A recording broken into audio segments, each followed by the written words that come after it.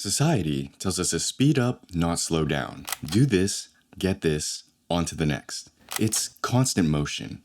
We're always trying to get somewhere instead of just being here. Because if we're not doing something, we're wasting our time. I'm guilty of this myself. But as time passes, I begin to understand my relationship with it and each fleeting moment. It's not that we don't have a lot of time, it's that we waste a lot of it. It's not that we're unproductive, it's that we're working on the wrong things. And it's not that there's nothing to take pictures of, it's that we're not looking. You see, the world has supplied us with an endless amount of photographable moments. There's a moment over there, there's a moment over here. And by simply observing and paying attention, we begin to take notice of what happens around us. We stop immersing ourselves within the screens of a smartphone because we're immersed in life. The more we look, the more we notice. The more we notice, the more our perspectives shift and change. And when our perspectives shift and change, our photography does so as well. You see, photography begins the moment you start looking. But it's even apt to say that life begins the moment you start looking. Confucius once said, "Every man has two lives, and the second starts when he realizes he has just one."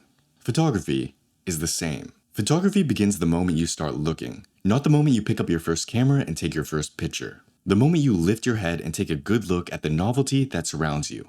The moment you perish the thought of past regrets or future glory and grab the opportunities in front. The moment you stop imagining something else, somewhere else, and begin imagining right here. That's when photography begins.